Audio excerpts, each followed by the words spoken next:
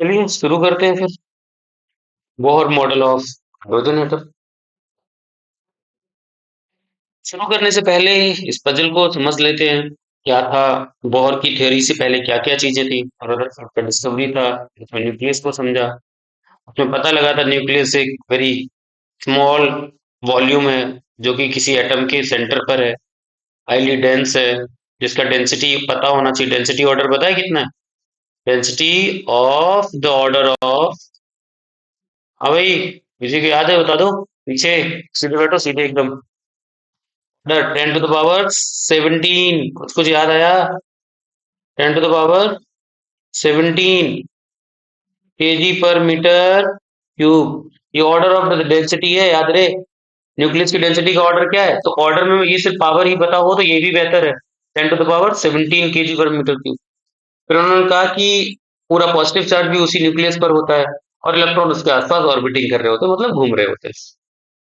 फिर रदरफोर्ड की कहानी के मतलब जो कंक्लूजन हमने वहां से ड्रॉ किए थे वो है, क्लासिकल फिजिक्स में क्या था कि जैसे मान लो इलेक्ट्रॉन, मतलब एक सिचुएशन को कंसीडर किया गया, सोचा गया ऐसे। Classical physics problem, electron should spiral into the nucleus. अच्छा, मतलब मान लो ये न्यूक्लियस है, कितना चार्ज है? जेड ही पॉजिटिव चार्ज होगा। जेड क्यों लगाया, किसी को पता है ना? ए पीछे सीधे बैठो। ये एटॉमिक नंबर होता है। एटॉमिक नंबर मतलब नंबर ऑफ प्रोटॉन। ई क्या है? स्मॉलेस्ट चार्ज, जो हम यहाँ पढ़ रहे हैं। तो कितना चार्ज आएगा टोटल न्यूक्लियस पे? तो जेड इंटू ई। ठीक है साहब। मान लो इलेक्ट्रॉन यहाँ इनके अट्रैक्शन में पागल था, ऐसे घूम रहा था। अब होगा क्या?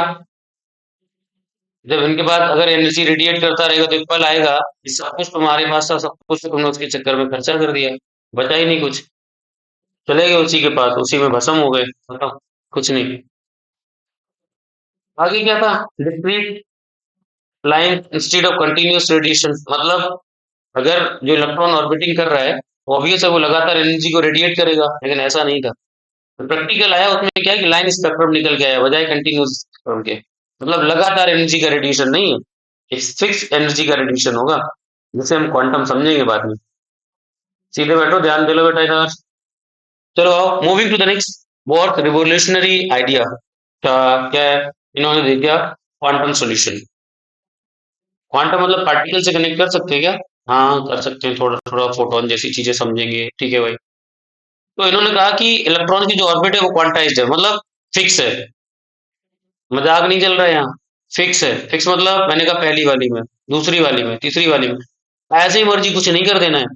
मतलब एक फिक्स एनर्जी का लेवल होगा, एक ऑर्बिट होगी फिक्स जिसमें इलेक्ट्रॉन दौड़ेगा। ठीक है साहब। फिर आगे क्या मिला? इन्होंने कहा वो फिक्स सर्कुलर पाथ होंगे जहां पर एनर्जी का लॉस नहीं होगा। मतलब अच्छा, ऐसा क्या था? तो हमने कहा साहब ये न्यूक्लियस था। अच्छा, तो न्यूक्लियस के आसपास कुछ ऑर्बिट्स बनाई थी। हाँ बनाई थी। कितनी थी? हमें नहीं पता, बनाते रहो जब तक मन करे। ठीक है, बनाते रहे। तो हुआ क्या, जब इलेक्ट्रॉन मान लो इस ऑर्बिट में दौड़ रहा है, इलेक्ट्रॉन मान लो इस ऑर्बिट में दौड़ रहा है, जहां भी दौड़ रहा है तो दौड़ते वक्त वो एनर्जी का रेडिएशन नहीं करेगा। मतलब इस पूरी लेवल में, इस वाले पूरे लेवल में एनर्जी फिक्स है, और वो फिक्स एनर्जी में इलेक्ट्रॉन दौड़ता रहेगा। फिर energy changes only during orbital jump. मतलब एनर्जी सिर्फ तभी चेंज होगी जब इलेक्ट्रॉन इस ऑर्बिट को छोड़कर यहाँ चला जाए, या हो सकता है इलेक्ट्रॉन यहाँ पहले से अवेलेबल आ गया था एक्साइटेड होकर तो यहाँ चला जाए, ये भी हो सकता है। ठीक है, तो क्या समझ में आ रहा है अपन को? सीधा सा ये समझना है कि जब इलेक्ट्रॉन एक एनर्जी लेवल से दूसरे एनर्जी लेवल जाएगा तभी ही सिर्फ एनर्जी का चेंज आएगा। अगर अपने ही लेवल में है तो एनर्जी का चेंज नहीं आएगा। तो एनर्जी चेंज कब आएगा? जब इलेक्ट्रॉन ट्रांजिशन करेगा। ट्रांजिशन मतलब जब वो अपने एक लेवल से दूसरे लेवल जाएगा, तब एनर्जी का चेंज आएगा। चलिए ठीक है, आगे बढ़ते हैं। बोर ने कुछ दिए पॉस्टुलेट्स। तो याद रहे, बोर ने अपनी थ्योरी को पॉस्टुलेट्स के माध्यम से बता दिया। ठीक है साहब, कितने पॉस्टुलेट दिए? तो जनरली तो हम तीन में पढ़ लेते हैं, ठीक है भाई, देख लेते तीन। तो उन्होंने बताया कि फर्स्ट पोस्टुलेट में बताया क्वांटाइज्ड ऑर्बिट, मतलब ऑर्बिट फिक्स है। तो उन्होंने बोला कि जो इलेक्ट्रॉन रिवॉल्व करेंगे वो एक फिक्स स्टेट में रिवॉल्व करेंगे, जहां पर मतलब पहली वाली में, दूसरी वाली में, तीसरी वाली में, ऐसे करके। तो वो हो गया फिक्स्ड ऑर्बिट। उनका नाम क्या है? जो फिक्स्ड ऑर्बिट है, जिनका फिक्स एनर्जी स्टेट्स है, तो उनका नाम रखा है स्टेशनरी स्टेट्स। फिर दूसरी चीज अभी भी क्या बताई थी? जब तक वो वहां घूमेगा दौड़ेगा, घूमते दौड़ते वक्त एक ही ऑर्बिट में अगर है, अगर ऑर्बिट चेंज नहीं हो रही है तो फिर कोई रेडिएशन नहीं होगा। मतलब वहां पर एनर्जी का चेंज नहीं आएगा। अच्छा, ये सीधे बैठो पीछे, बीच वाले। तो क्या है, ये है कि अगर इलेक्ट्रॉन अपनी फिक्स एनर्जी लेवल में दौड़ रहा है तो फिर वो एनर्जी का रेडिएशन नहीं करेगा, मतलब उसकी एनर्जी में कोई चेंज नहीं आएगा। ठीक है साहब, मान गए। यहाँ पर क्वांटाइज दिखाने के लिए क्या बताना है कि जो नंबर होगा वो 1 2 3 4 5 6 7 8 ऐसे करके हम करते रहेंगे, जब तक मन करेगा तब तक रखते रहेंगे। सेकंड पोस्टुलेट क्या कहता है, उन्होंने ये कहा कि साहब इलेक्ट्रॉन दौड़ेगा तो वही जहां इलेक्ट्रॉन का एंगुलर मोमेंटम होना चाहिए इंटीग्रल मल्टीपल ऑफ h/2 पाई। अच्छा, तो फिर साहब ये क्या लिखा हुआ है? अरे कुछ नहीं है, परेशान इसे हम चलो एच कट बोल देते, क्या बोल देते, एच कट। और एच कट की वैल्यू कितनी है? एच कट की वैल्यू होती है h/2 पाई। ठीक है, तो ज्यादा लोड लेने की जरूरत नहीं है। आपने पढ़ा होगा एंगुलर मोमेंटम क्या होता है, तो याद करो कुछ 11th वाला कुछ कुछ। जैसे मान लो ये एक सेंटर है, यहाँ से r दूरी पर कोई पार्टिकल सर्किल करना चाहता है। अच्छा, धोखा दोगे तो ऐसे करके चल लो, चलो भैया। मान लो कोई पार्ट, अरे यार सर्कल सही नहीं बना, टेंशन मत लो तुम समझो यहाँ पर ये v स्पीड से चल रहा है। ठीक है साहब, इसका मास m था। क्या सिखाया गया था, एंगुलर मोमेंटम कैसे निकालते हैं?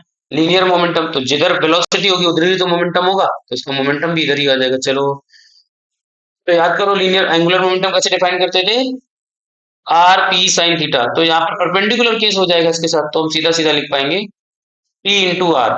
ठीक है ना, तो पी इंटू आर का मतलब क्या हो गया, एम बी इंटू आर। तो ये किसके बराबर हो जाएगा, एन एच बाई 2 पाई। तो याद रहे, बोल्ट आपने सेकंड पोस्टुलेट में कहा कि electron will revolve only in those orbits in which their angular momentum is integral multiple of किसका, h/2 पाई। अब इंटीग्रल का मतलब क्या है कि n की वैल्यू होगी 1 2 3 4 5 6 7 8 एंड सो ऑन। क्लियर है, समझ में आया कि नहीं आया? फिर से सुन लो, नहीं आया तो। उन्होंने बताया सेकंड पोस्टुलेट में कि electron will revolve in those orbits in which their angular momentum is integral multiple of किसका, h/2 पाई। और याद रहे लाला, ये बहुत इंपॉर्टेंट पोस्टुलेट है, क्योंकि इसी से आगे की डेरिवेशंस करोगे। सीधे बैठो एकदम, ध्यान दो इधर। चलो, ऐसा क्या हो गया? अच्छा, स्लाइड एक्स्ट्रा कर ली थी, मतलब सिर्फ यही समझाने के लिए क्या कि एंगुलर मोमेंटम जो कि क्या होता है, M V R that is equal to NH/2 pi. ठीक है, ठीक है साहब। एल क्या है, एंगुलर मोमेंटम। एम क्या है, मास ऑफ द इलेक्ट्रॉन। याद रहे, mass of the electron. V क्या है, speed of the electron. R क्या है, रेडियस ऑफ द ऑर्बिट जहां पे वो घूम रहा है। मैं बना दूं इधर, फिर से बना देता हूँ। चलो, इस बार थोड़ा थोड़ा सही बन गया। चलो, ये आर हो गया, ये वी हो गया, यहाँ पर ये क्या हो गया, इलेक्ट्रॉन। इसका मास कितना है? अब समझ में आया, ऐसे करके सिचुएशन है। To the next, third postulate. Third postulate क्या बताएगा, क्वांटम जंप। मतलब अब इलेक्ट्रॉन जंप करेगा। जंप करने की दो तरीके हैं। मान लो कि जैसे ये न्यूक्लियस और इसके आसपास ये रही ऑर्बिट्स।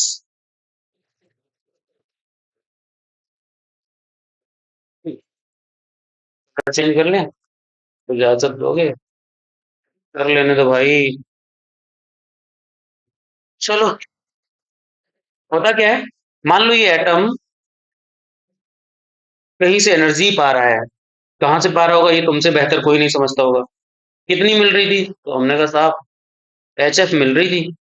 HF रेडिएशन इसको मिल रहा था, इसने ऑब्जर्व किया, तो इसका इलेक्ट्रॉन जो एक यहाँ था, तो उसे एनर्जी मिल गई। तो साहब तुम भी देख लो ना, जिस दिन पैसा मिल जाए तो क्या चाहते हो, घूम ही लेते हैं। या कहीं और से एनर्जी मिल जाए तो फिर क्या लगता है, हम ही हमें, बाकी कोई नहीं है। तो फिर वही इलेक्ट्रॉन ये यहाँ से निकल लिया, यहाँ चला गया हायर लेवल।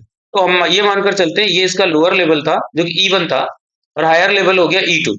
ठीक है ना, तो इसने कितनी एनर्जी एब्जॉर्ब की, ये कैसे पता करेंगे? तो साहब हम ऐसे पता करेंगे, कितनी हो गई कितनी थी, दोनों को अगर सब्ट्रैक्ट कर देंगे तो हमारे पास डिफरेंस निकल आएगा। और वो डिफरेंस कितने के बराबर है, तो वो साहब HF के बराबर है। ठीक है, लेकिन एक बात को समझो, जैसे मान लो कोई बेचारा अट्रैक्शन का पागल है इस न्यूक्लियस के चक्कर में, तुम्हारा भी कोई एक न्यूक्लियस होगा। सीधे बैठो, ध्यान दो इधर, जीवन का सत्य बता रहा हूँ लाला, यही जीवन में सत्य है, बाकी तो सब तुम समझ सकते हो।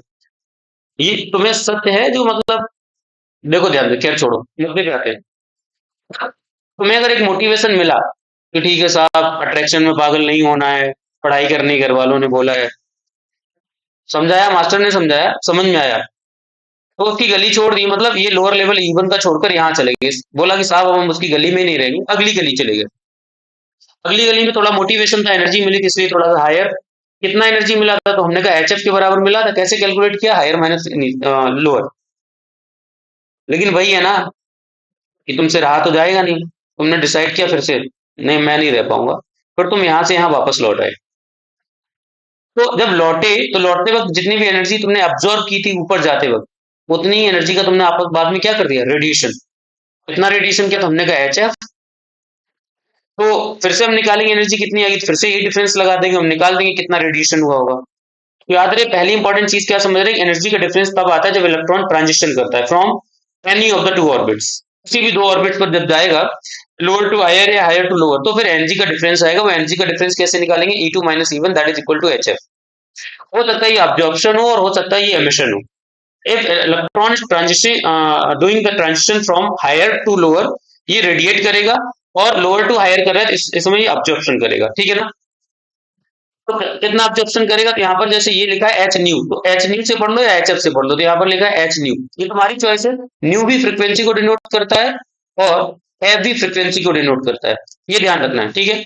तीसरी चीज है discrete frequencies from quantize transitions. मतलब जो यहाँ पर जो रेडिएशन होगा या यहाँ पर जो रेडिएशन का अब्जॉर्प्शन होगा, वो एक फिक्स एनर्जी का होगा। ऐसा नहीं कि लगातार कोई भी एनर्जी निकलती रहेगी।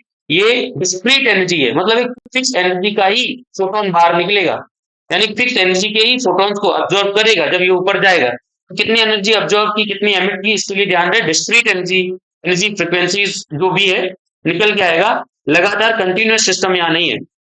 Got it? So now moving to the next, visualisation of god model.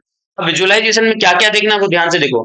सबसे पहले अपन को समझना है कि ऑर्बिटल रेडियस, मतलब जो इलेक्ट्रॉन एक न्यूक्लियस के आसपास जो घूम रहा है, न्यूक्लियस कितना हमने माना, तो हमने कहा जेड पॉजिटिव चार्ज है। उससे कितनी दूरी पर घूम रहा है, तो हमने कहा साहब आर दूरी पे घूम रहा है इलेक्ट्रॉन। ठीक है, ये मान लो बना दिया, ये आर दूरी पर इलेक्ट्रॉन है। ये हमें ऑर्बिट निकालनी, कितनी स्पीड से जा रहा था, 20 से। इसका नाम क्या है, ई। इसका मास कितना है, ठीक है, सब कुछ ठीक था। तुम्हें अच्छे से पता है कि कोई किसी के चक्कर क्यों काटेगा और कब काटेगा। तो किसी के चक्कर काटने के लिए जरूरी है एक सेंट्रीफ्यूगल फोर्स। तो याद रहे इस इलेक्ट्रॉन को, ये जो न्यूक्लियस पर जो पॉजिटिव चार्ज है, इलेक्ट्रॉन पर नेगेटिव चार्ज है, तो इलेक्ट्रॉन पर जो नेगेटिव चार्ज है वो positive charge electrostatic force of attraction, that attraction will provide the centri required centripetal force due to which this electron will revolve around the nucleus. तो ये बहुत इंपॉर्टेंट लाइन है, तुम्हें आगे जितनी भी डेरिवेशन करने हैं ना, हर एक डेरिवेशन को समझने के लिए तुम्हें यहाँ पर सिर्फ दो चीजें समझनी है।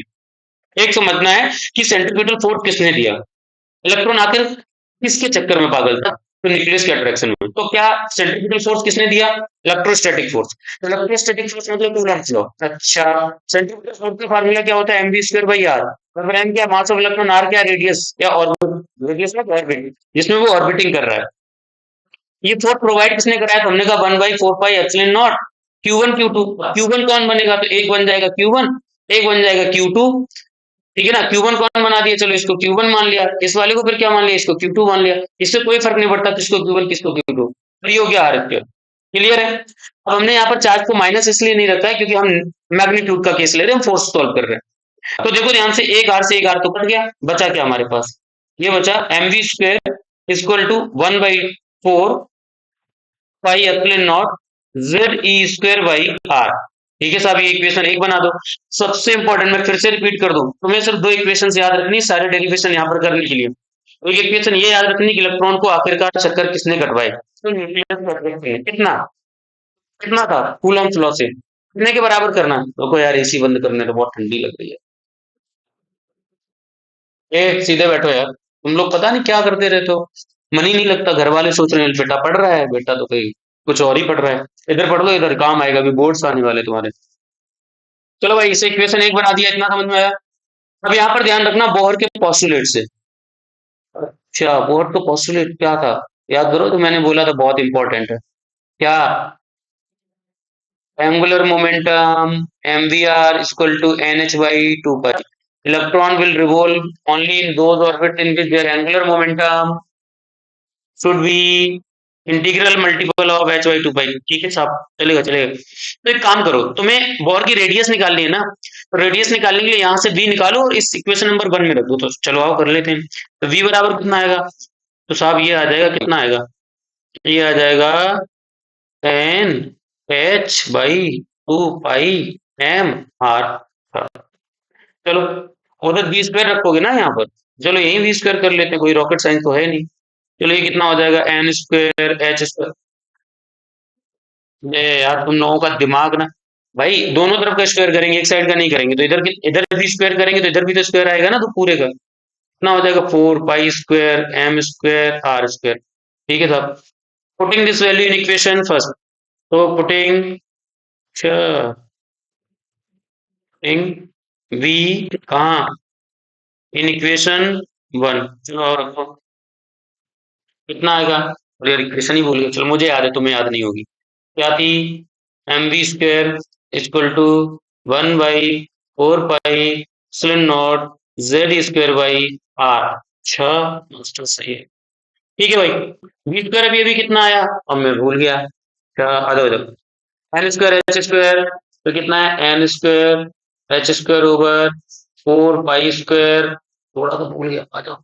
कम come come come come, pi square M square are square, pi square M square are square. ध्यान से देख सामने क्या क्या दिख रहा है? 1/4 pi epsilon naught Z square by R. अच्छा मैंने ये क्यों करा? क्या जरूरत थी मुझे कि पोस्टुलेट ले लेता? इसलिए क्योंकि यहाँ पूरे चैप्टर में जितनी भी चीजें है ना, वो ऑर्बिट के क्वांटाइजेशन वाली कंडीशन से कनेक्ट करनी पड़ती है, मतलब प्रिंसिपल क्वांटम नंबर से। तो हर एक रिलेशन को तुम्हें बेटा एन से तो कनेक्ट करना पड़ेगा, और एन से कनेक्ट करने के लिए तुम्हारे पास पोस्टुलेट नंबर 2 क्या? Angular momentum is equal to N H by 2 pi. तो दिमाग में सिर्फ दो इक्वेशन याद रखनी है। क्या? पहली इक्वेशन की, इससे चक्कर किसने कटवाए? तो हमने कहा साहब सेंट्रीफ्यूगल फोर्स ने। किसने प्रोवाइड करा था? इलेक्ट्रोस्टैटिक फोर्स ने। तो इक्वेशन तुमने वहां करा दी, कहाँ करा दी? आओ दिखा दो। ये वाली, ध्यान रहे, ये वाली। फिर दूसरी सिचुएशन क्या है? एक पोस्टुलेट, क्यों क्यों पोस्टुलेट की जरूरत है? क्योंकि हमें एन से कनेक्ट करना है, और एन से कनेक्ट अगर करना है तो फिर तुम्हें सेकंड पोस्टुलेट लेना पड़ेगा। आओ मुद्दे पे आओ। देखो इधर, कौन कटा कौन बटा, काट बांट दो। ध्यान से देखना मैं क्या काट रहा हूँ, किसको काट रहा हूँ। अच्छा तुम्हारा तो बेटा गया। देखो इधर एक एम कट गया, ठीक है साहब। 4 कट गया, ठीक है साहब। फाइव कट गया। और क्या है? अभी तुम लोग देखो यार, कुछ तो गलत कर दिया है। आई correct my self, you correct your self. यहाँ स्क्वायर नहीं आएगा भाई, गलत कराना। आई correct my self, you correct your self. यहाँ नहीं था भैया, मैं गलत लिख रहा हूँ, तुम लोग बोल भी नहीं सकते हो। चलो आगे आओ। तो क्या हो जाएगा? कौन कौन कट गया? और कोई बचा? देख लो देख लो। तो एक आर, ठीक है। और बताओ। अरे यार आर ही तो चाहिए अपन को, आर चाहिए तो आर को इधर ले जाओ। तो देखो यहाँ क्या बचा? N square H square. ठीक है साहब। इधर नीचे कुछ बचा? दिख ही नहीं रहा कुछ। नीचे कितना आया? एक पाई है। और क्या आया? इसको भी ले आओ, ये Z E square. Z E square ये भी आ गया। यहाँ क्या बचा था? एक एम बचा था। और क्या बचा था? ये आर चाहिए हमें, तो आर को इधर कर लिया। इतना सस्ता है क्या? कुछ तो बचाना। अरे रुक रुक रुक रुक, ये एप्सिलॉन नॉट है। तो ध्यान से देखो, एक कनेक्शन यहाँ करते हैं। ये आर हमें कौन सी ऑर्बिट में मिली? एन। आर एन का अगर रिलेशन दिखाना चाहे तो क्या लिख सकते हैं? H square. तो मैं दम है, बदल लो। नहीं, प्लैंक कांस्टेंट है। एप्सिलॉन नॉट बदल लोगे? नहीं, वो भी एक कांस्टेंट है। आई की वैल्यू साहब मेरी औकात से तो बाहर है। तो जेड डिसाइड कर लेंगे, हाइड्रोजन है तो 1 रखेंगे, हीलियम है तो 2 रखेंगे। जेड का मतलब number of protons in that nucleus. Z pi M E square. ध्यान से अगर देख, क्या ये सब कुछ कांस्टेंट है? हाँ, क्या वेरिएबल है? ऑर्बिट क्या चाहते हो? हमने कहा साहब पहली वाली तो 1 रखो, दूसरी वाली 2 रखो। तो ध्यान से देखो, यहाँ आर एन अगर निकालना चाहे तो क्या आएगा? R N is proportional to N square. ऐसे समझ में आया? मतलब पहले की रेडियस 1, दूसरे की कितनी, फिर 4, फिर तीसरे की कितनी 9, चौथे की कितनी 16। ऐसे नहीं, ये कांस्टेंट भी तो तुमने कुछ लिया है। जब भी दो के बीच का रिश्ता अगर निकालना हो, तो किसी को तो कांस्टेंट होना पड़ेगा। यहाँ रिश्ता किसका किसका है? आर एन का किससे? एन से। कांस्टेंट कौन बना? ये जितना ब्रैकेट में बने, ये सब कांस्टेंट बन गया।